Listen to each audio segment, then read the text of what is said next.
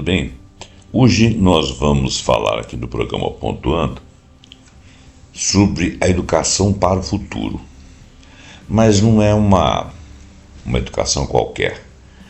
Como é que seria se nós começássemos a pensar a educação para criar humanos mais lúcidos que desperdicem menos tempo com projetos viciantes, ou até mesmo com o mundo digital, mas menos viciante, ou seja, menos aquelas redes que ficam pipocando informações desnecessárias, ou que aproveitasse as redes para erudição, lendo não apenas os clássicos, mas lendo boas instruções, bons pensamentos, bons livros, que discutisse exatamente as condições humanas, ao mesmo tempo as condições espirituais dos seres humanos, a dignidade da vida, a preservação do ser humano, do próprio ser humano, do seu organismo, não apenas a longevidade, mas a preservação do corpo enquanto vida,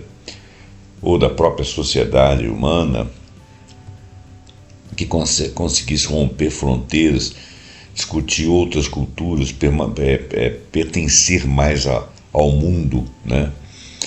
Cuidar mais da natureza, dos animais, interagir melhor, uma relação mais bonita. Então, como é que seria essa educação com religiões menos dogmáticas, mais espiritualistas? Quais seriam os projetos de educadores, pedagogos, sociólogos, psicólogos, humanistas, lideranças que fossem capazes de discutir um formato de sociedades, educar para sociedades que não fossem competitivas, que não privilegiassem apenas a acumulação de capitais, de transformar tudo em dinheiro, que não fizesse guerras de conquista, que tivesse uma vida harmônica na Terra com aprendizado. Eu fiz essa pesquisa, pedi que não fosse apenas aqui no Ocidente, mas que também tivesse autores e pensadores do Oriente. E como que seria a educação humana para fazer com que o ser humano evoluísse ao longo de um século, mais centrado na coletividade, na preservação da natureza e na paz global. E visões orientais, filosofia chinesa, humanismo asiático e visões ocidentais. E com exemplos, tem muitos exemplos aí na América do Norte, na Europa, no próprio Extremo Oriente. Bom, então esse texto ele é um texto um pouco menor e ele foi feito aqui pela IA, principalmente dentro de organismos como Unesco, Insight Publishing, mas a maior parte na própria Wikipédia e New York Post. São vários os locais de onde foram retirados, mas principalmente organismos internacionais, da ONU, etc. Tá? Então não é uma pesquisa assim, se vê que o ser humano não está tão preparado assim para poder mudar, ganhar algo de erudição. Vamos ler o que nós temos, porque de qualquer forma, de hoje a um século que a maioria de nós não sobreviverá, mas pode contribuir para que seja de outra forma, muita coisa vai acontecer, muitos seres vão nascer, né? Muitas ideias, e talvez a gente tenha muitas guerras, não sei, que vão transformar a face do mundo, né? Bom, educação como um contrato social para o século XXI e XXII, ou seja, para além.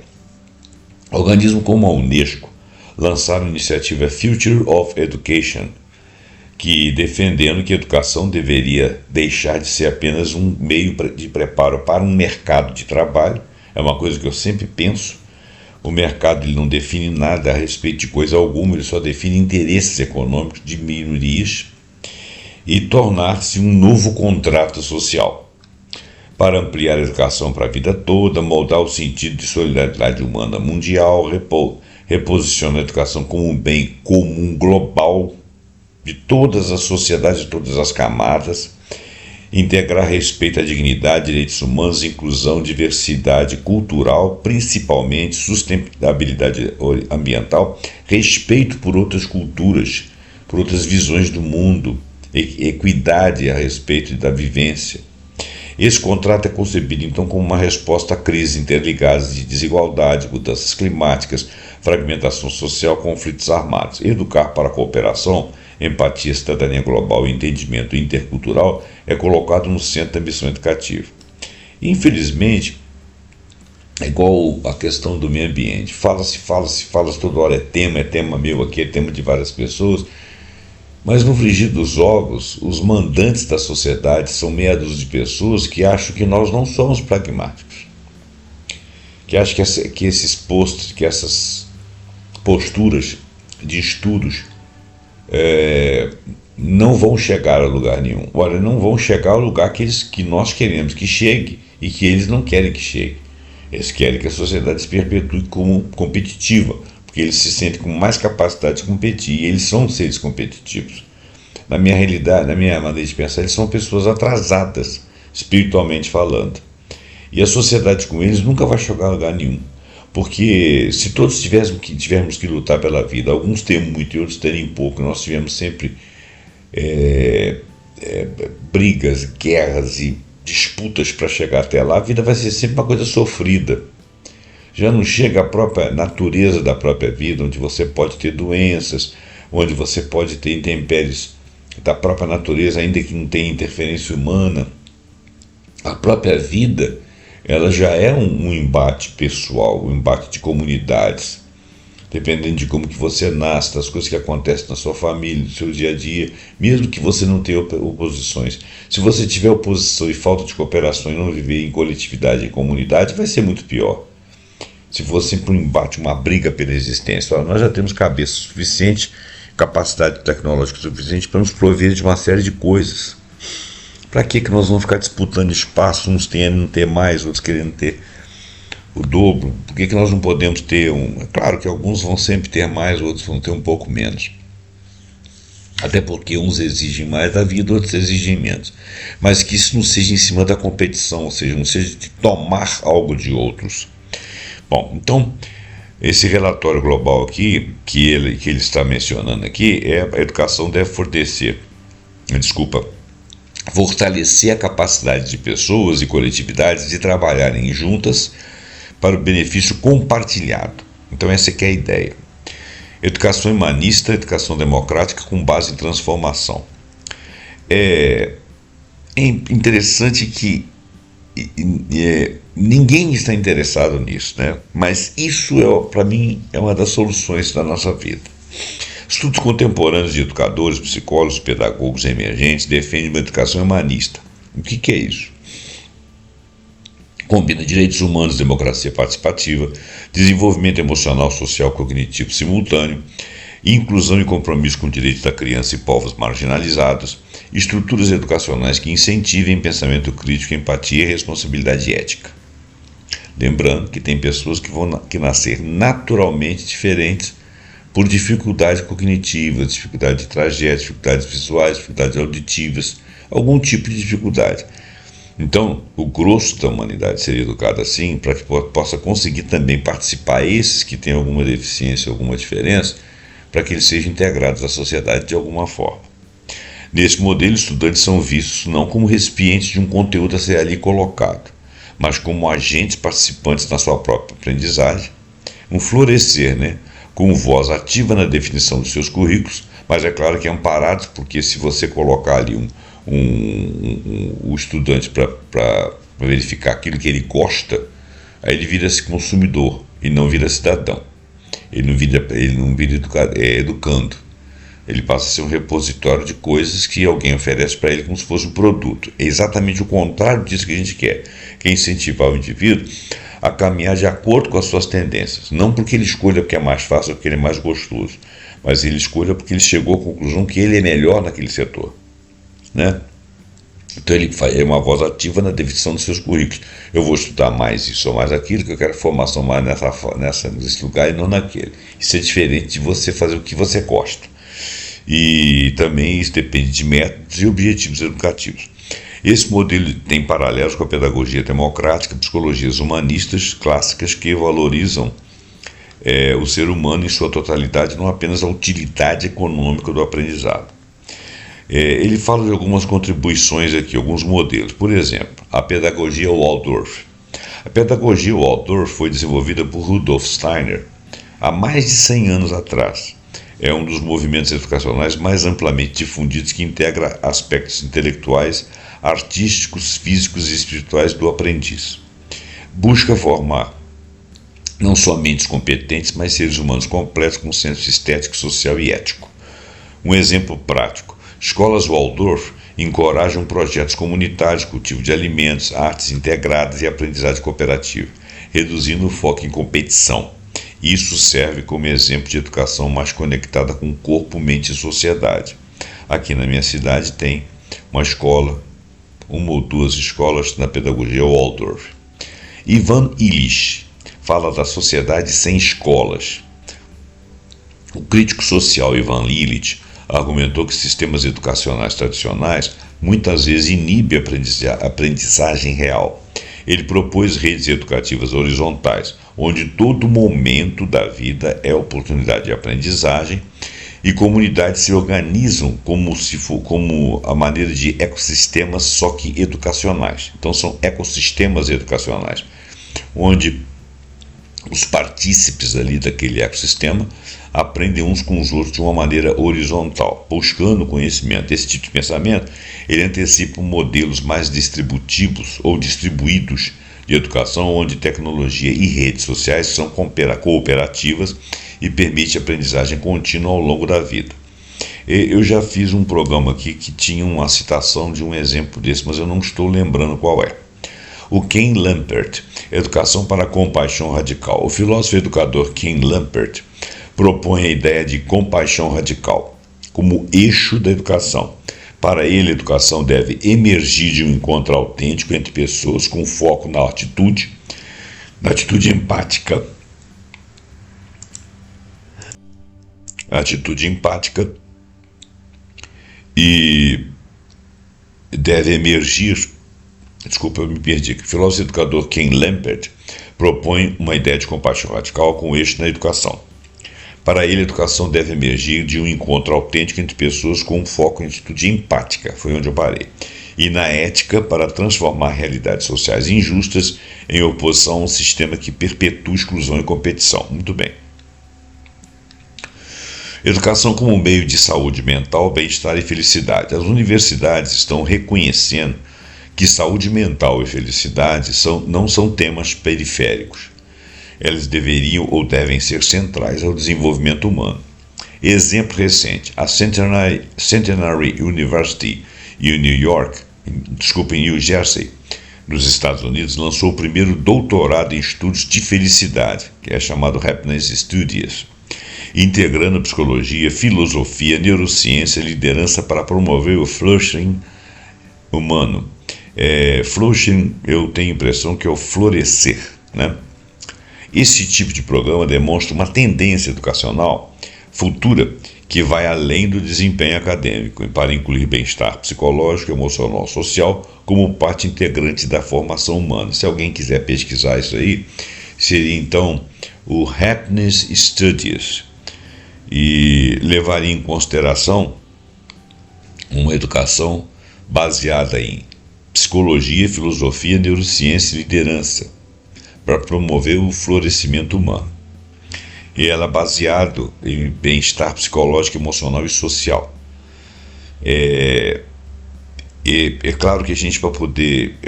É muito fácil falar que ela é boa para a saúde mental e felicidade, que não são temas periféricos, são temas centrais. Mas como que é feito isso? Se você quiser pesquisar, eu não vou trazer aqui porque vai ficar muito longo. Mas seria um tema interessante para a gente estudar em algum momento, né? Estudos da felicidade. Bom, continuando, educação e tecnologia, ferramenta. A tecnologia na educação e a própria educação é uma ferramenta, ela não é o fim em si. Porque educando, a gente se educa até o último segundo de vida. Tem uma história que parece que é verdadeira, de uma senhora de 97 anos de idade que pedia lá ao seu bisneto lá para levá-la numa aula de violino. E lá e dava muito trabalho, né? Porque tinha que levar o violino, tinha que encaminhar a senhora para dentro de um veículo e para atravessar a cidade. Embora todos fizessem isso com ela com uma certa boa vontade e naturalidade, um dia um deles perguntou para ele: Bivó, por que você quer? Por que você faz isso? Por que você sai daqui e vai lá não sei aonde aprender violino com 97 anos de idade? Ela respondeu assim: porque eu quero aprender. Bom, qual que era a lógica da pergunta? Pô, você está com 97 anos de idade. Você pode morrer amanhã, daqui 1 hora, daqui 2 horas, daqui 3 anos, daqui 10 anos. Você não vai usufruir do que você souber a respeito do violino. E ela disse que queria morrer sabendo aquilo, né? Continua sem lógica? A lógica aqui é que ela queria aprender. Então você aprende coisas que você não sabe, passa a vida toda sem saber. Você pode aprender quando você está próximo de morrer. Outro dia fiquei sabendo que um senhor, não sei se está aqui da minha cidade, não sei de onde, um senhor já bem velhinho, queria aprender a dirigir.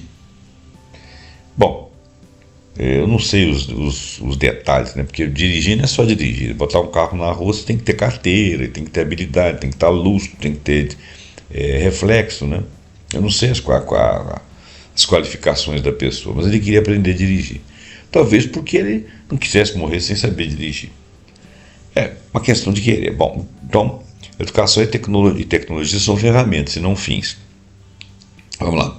Pesquisas sobre o papel da inteligência artificial e tecnologia na educação mostram que a inteligência artificial pode personalizar a aprendizagem, apoiar habilidades emocionais e colaborativas e reforçar ética e criatividade, se ela for dimensionada para tanto. Mas a tecnologia deve ser vista como um complemento à educação humanista, não como um substituto de professores ou das interações humanas significativas. O aprendizado das coisas, das pessoas, está associado às interações com os ambientes, com as pessoas, com as coisas e até com as coisas inanimadas e animadas. É diferente de você aprender a mexer com a pá, manuseá-la com ela na mão, do que você ver isso aí num vídeo. Se você ver no vídeo, pegar o maneirismo e não praticar, não tem interação, né? Então, existem interações humanas significativas de pessoas para pessoas, de pessoas com animais, de pessoas com ambientes, de pessoas com as coisas dos ambientes, né? E são interações que reforçam o aprendizado.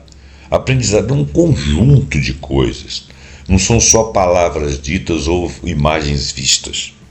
Então o desafio ético é garantir que a tecnologia não reforce desigualdades nem desumanize os seres humanos, desumanize o aprendiz, mas contribua para a sua liberdade intelectual e ética.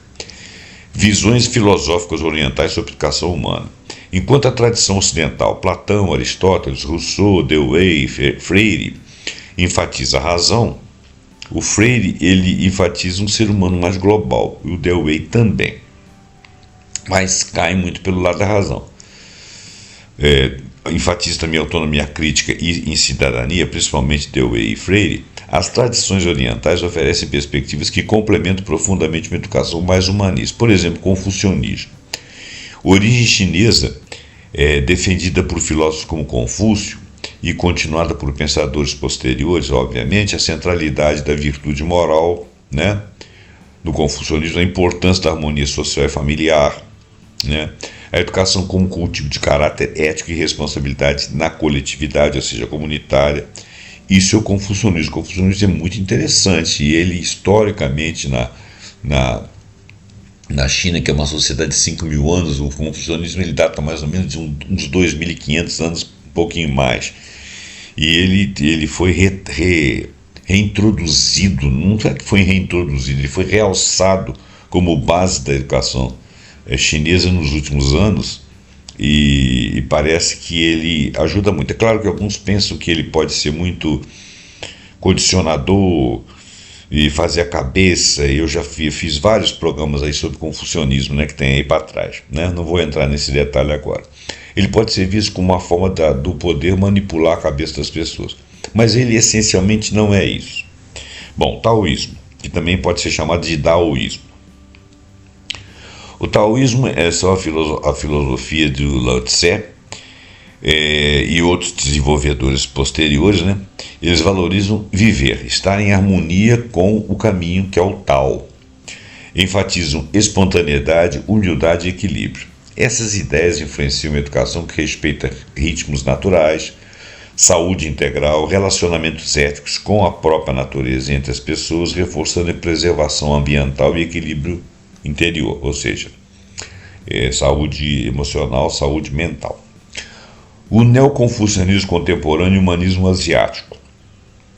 Filósofos mais modernos, por exemplo, Zhu Weimin, articulam um humanismo dialógico que une valores éticos compartilhados entre culturas ocidentais e asiáticas, porque aquela troca de aprendizagem do Oriente com o Ocidente e vice-versa, uma base para a educação global comprometida com o respeito e a dignidade humana em um mundo interconectado. Agora vamos a uma síntese muito aproximada. Como a educação deve ser, então, nos próximos anos, vistas de hoje pelos pensadores de hoje? Com base nas pesquisas e projeções de uma educação transformadora para o século XXI, propósitos centrais: desenvolver pensamento crítico e ético, cultivar empatia e cooperação humana, integrar a aprendizado da vida e da escola em ambientes sociais e ecológicos, enfatizar o bem-estar físico e mental como parte do currículo, promover educação ambiental profunda, não apenas disciplinas isoladas, mas também dentro do currículo, preparar cidadãos capazes de trabalhar por paz, justiça social, sustentabilidade global. Isso aqui parece que é o mais difícil, né? Processos educativos, aprendizagem colaborativa e interdisciplinar. A pessoa não pode, eu gosto mais disso ou daquilo. Não, você vai estudar tudo e interdisciplinarmente, porque tudo compõe o ser humano. Agora, se você quiser ser especialista numa área, lá na frente você vai ser especialista. Mas no momento da educação você tem que ter tudo em si. Inclusão de filosofia, artes e ciências humanas desde a infância, porque isso aí humaniza a pessoa. Uso ético da tecnologia, quer dizer, não é tecnologia pela tecnologia, a tecnologia como amparo para outras aprendizagens. Educação que reconhece e dialoga com diferentes tradições culturais e epistemologias, quer dizer, outras formas de conhecimento, respeitosamente. Educação contínua ao longo de toda a vida, como eu disse, a pessoa quer aprender violino com 98 anos, 97 anos, com 115 anos, é problema dela. Ela vai sempre ter acesso à educação. E não somente ao período escolar formal, quer dizer, moldar a educação na vida das pessoas para estarem sempre estudando. Por exemplo, um médico ele tem que estudar a vida toda. Um engenheiro, um economista, um físico, um matemático. Por quê? Porque as coisas continuam desenrolando. Faz parte da sua profissão você não ficar defasado com relação a métodos, né? Ou métodos, ou até a materiais, ou maneirismo, né? Ou outras ideias, ou tecnologias, né? Então, educação contínua ao longo da vida. Valores humanos: autonomia responsável, apreciação da diversidade, cuidado com o outro, natureza e comunidade, rejeição de dogmas ou dogmatismo que venham promover exclusão, violência e guerra, e valorização da cooperação acima da competição, ou seja, nós devemos ser menos individualistas e mais coletivistas. Conclusão: educar o ser humano do século XXI para o próximo 100 anos exige reformulação profunda dos propósitos e métodos de educação vigentes ainda. Passar de sistemas centrados em performances para sistemas centrados em dignidade humana e sustentabilidade, nós não estamos fazendo isso. Ao contrário, a maior parte dos colégios da educação está dentro de plataformas que estão te dando conhecimentos, conteúdos que o aluno prefere assim, o assado, que serve para o mercado, que é pragmático, que introduz um indivíduo, ele sai dali como um idiota e vai exercer uma função que ele não sabe para que serve. E quando aquilo se torna obsoleto, ele se torna obsoleto também, né? Quer dizer, ele não tem capacidade de aprender, de se virar. Então, passar de sistemas centrados na performance para sistemas de dignidade humana e sustentabilidade. Reconhecer que o desenvolvimento integral da pessoa e de suas relações sociais interdependentes é a base para uma humanidade mais justa e saudável. Combinar as tradições filosóficas ocidentais e orientais para criar a educação verdadeiramente global, empática e transformadora, porque nós sempre temos que como aprender com outras culturas. Tudo isso, segundo a Organização Global e os estudiosos, torna-se não apenas desejável, mas necessário para a gente ter um futuro mais justo, pacífico e mais sustentável, né? Muito bem. Bom, então, agora, existem algumas políticas. Por exemplo, uma das iniciativas abrangentes é a proposta do novo contrato social pela educação liderada pela Unesco. Ela enfatiza políticas públicas para os poderes, educacionais no caso, que devem deixar de ser apenas mecanismo de transmissão de conteúdo para se tornar instrumento de desenvolvimento humano, equidade, paz e sustentabilidade. Isso é uma das ODS, é a ODS 4, visa a educação e qualidade para todos. E quer dizer, isso aí já está disponibilizado para estudo, já é projeto. Por exemplo, Educação e Direitos Humanos, São Paulo, Brasil. Na cidade de São Paulo, um projeto de cooperação internacional da Secretaria de Direitos Humanos e Cidadania e a Unesco buscam fortalecer políticas como educação e direitos humanos, cultura da paz, inclusão social, transversalidade dos direitos humanos em todos os níveis de educação pública e participação comunitária e cidadania ativa. Isso aqui é muito importante, principalmente nas escolas públicas. Cultura da paz, inclusão social, transversalidade dos direitos humanos em todos os níveis de educação pública. O que são temas transversais?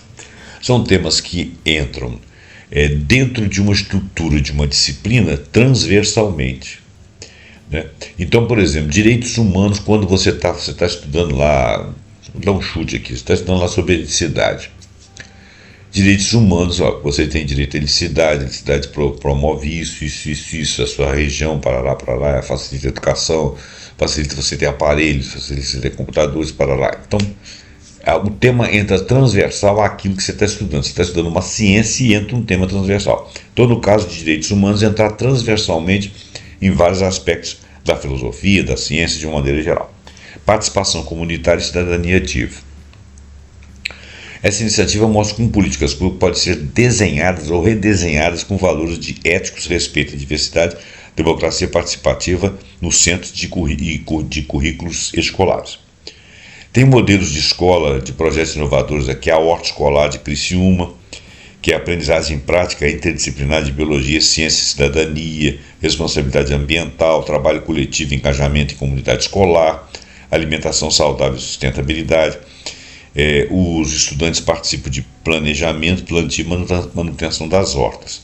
Tem nos Estados Unidos o Expeditionary Learning School, que é um modelo de aprendizado expedicionário que propõe uma educação baseada em projetos interdisciplinares e engajamento das comunidades. Então, ele tem uma aprendizagem por meio de expedições feitas a comunidades ou comunidades que fazem expedições a outros lugares que conectam o conteúdo escolar e realidade das localidades.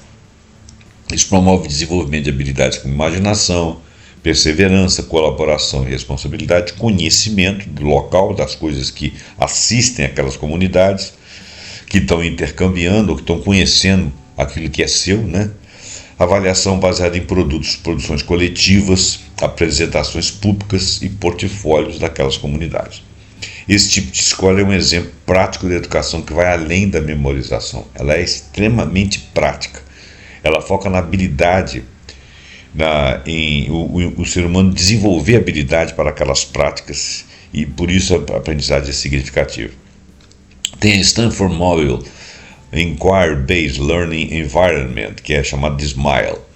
Esse projeto pedagógico é criado na Universidade de Stanford, transforma a aprendizagem tradicional, que é muitas vezes passiva, em um processo ativo. Alunos formulam suas próprias perguntas, professores atuam como facilitadores. O foco é desenvolver pensamento crítico, reflexão e autonomia. Isso aí é quando você tem um mediador que disponibiliza temas e os próprios alunos vão... Claro que ele tem a educação formal, os conceitos principais, mas depois eles vão formulando perguntas e verificando dificuldades, e cada um tem a sua vontade de entender uma coisa, e isso vai fazendo com que o todo aprenda.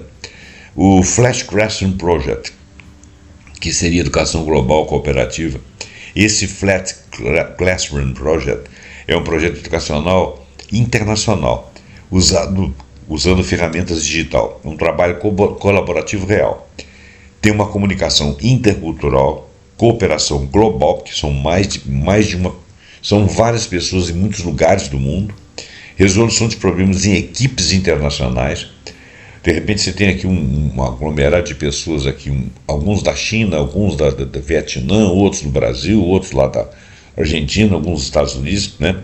Isso são projetos compartilhados que trazem cultura de cada um para conhecimento de todos, equipes internacionais. Isso exemplifica uma educação que rompe fronteiras geográficas e culturais, prepara estudantes para um mundo interdependente e colaborativo e para que você conheça outras culturas. Formação educacional em formação de educadores e políticas de capacitação. Tem os planejadores de políticas educacionais, né? Planejamento e gestão educativa com foco em inclusão e equidade, intercâmbio de experiências regionais, construção colaborativa de políticas para aquelas situações, uso de evidências de dados e decisões mais eficazes. Esse aqui ele está falando que é um projeto da Unesco, mas não tem aqui exemplo de um lugar implantado, mas esses programas criam capacidades institucionais em governos. Por exemplo, pode criar aqui no governo do Brasil, pode criar no governo da Inglaterra, qualquer outro lugar, de modo que os estados não apenas criem políticas, mas implementem em contextos reais. Você cria políticas com finalidades para determinados contextos, com sensibilidade cultural e social. A educação ambiental com base na transformação social, isso aí é uma política nacional de educação ambiental aqui mesmo do Brasil. Ela tem a ver com a educação, com a lei 9.795 de 1999, que foi atualizada inclusive há 2 anos atrás, de 2024, é um marco jurídico, né, que transforma a educação ambiental como um componente obrigatório na educação. Promove uma visão holística e interdependente do meio ambiente, vincula ética, educação e práticas sociais, incorpora mudanças climáticas, biodiversidade, sustentabilidade no currículo e faz com que você veja o que é a nossa biodiversidade, porque ela é rica. Essa política pode ser considerada um exemplo de como os estados podem integrar sustentabilidade à consciência ecológica em toda a educação nacional. Tem sido muito difícil integrar sustentabilidade e consciência ecológica na educação. Parece que as pessoas estão mal preparadas. Nós não estamos preparando as gerações atuais para chegar nas seguintes e a gente tornar isso aí uma naturalidade. Isso ainda está muito forçado. Está difícil ainda. E o tempo urge, né? Educação Integral e Transformadora, Escolas 2030 no Brasil. Tem um programa aqui, Escolas 2030 no Brasil, que propõe uma abordagem. 2030 no Brasil começando agora, né? Para chegar lá já com essa capacidade. Valoriza o estudante como protagonista do próprio aprendizagem, conecta conhecimentos escolares à realidade vivida pelo próprio aluno, enfatiza aspectos socioemocionais de formação integral, promove metodologias colaborativas, inclusivas e relevantes. É um espaço de desenvolvimento humano integral. Isso é um projeto brasileiro. Tendências regionais e internacionais. Políticas públicas nacionais e regionais são centrais em educação inclusiva e de qualidade. Por exemplo, estratégias de formação continuada de professores, professor que não está sempre se adequando, mas para isso ele precisa ter um bom salário e tempo para se adequar, para estudar. Planos para reduzir desigualdades digitais, né? Porque tem gente que tem exclusão digital, ele não tem sempre dados, ele não tem sempre internet, ele não tem sempre Wi-Fi, ele não tem sempre máquinas, computadores, nem sempre celulares, né? Então, planos para reduzir desigualdades digitais e garantir aprendizagem em áreas vulneráveis. Integração de diversidade cultural nos currículos, para que as pessoas conheçam outras culturas. Redes de especialistas para compartilhar boas práticas entre os países. Essas iniciativas mostram políticas públicas eficazes como ter planejamento estratégico, adaptação em contextos locais, participação da sociedade civil e dos educadores e focos em valores humanos, não apenas de métricas de desempenho, conforme tem sido até agora. Muito bem, então, chegando ao final, conclusão para finalizar o programa. Políticas transformadoras em ação. Para uma educação baseada em humanismo e inovação pedagógica, nós teremos valorização e autonomia e participação ativa dos estudantes, desenvolvimento de pensamento crítico, cooperação e empatia, integração vir a integrar sustentabilidade ambiental com responsabilidade social, conectar escola e comunidade, capacitar professores e gestores para uma educação mais ética, flexível e continuada. Esses modelos provam que é possível construir políticas educacionais que vão além do ensino tradicional para tornar os indivíduos mais lúcidos, éticos, conectados com a sua comunidade e com o planeta, ou seja, socialmente educados, sociologicamente educados, ambientalmente educados, exatamente os valores que uma educação global e transformadora deve seguir para 100 anos daqui para frente, ser incorporada agora para 100 anos daqui para frente. Mas a gente não sabe que outras coisas boas podem acontecer que melhorem essa qualificação, né? Então, eu fico feliz de ter vindo até aqui, espero que você tenha gostado. Desculpa aí que eu estou um pouco rouco, né? E passe esse vídeo para frente, deixe seu comentário. Todos os meus temas aqui são visões superficiais, porque eu teria que pegar um tema para debruçar sobre ele, se eu quiser esclarecer muito. Esse tema de educação para a felicidade a gente pode explorar lá na frente, é interessante. Quais seriam os tópicos para se concluir sobre isso? De qualquer forma, a gente toma conhecimento das coisas, né? Muito obrigado pela sua atenção. Deixe seu like, deixe seu comentário, passe esse vídeo para frente e assine o nosso canal se você for novo por aqui. Até o próximo programa pontuando com algum assunto que nós acharmos muito interessante. Até lá.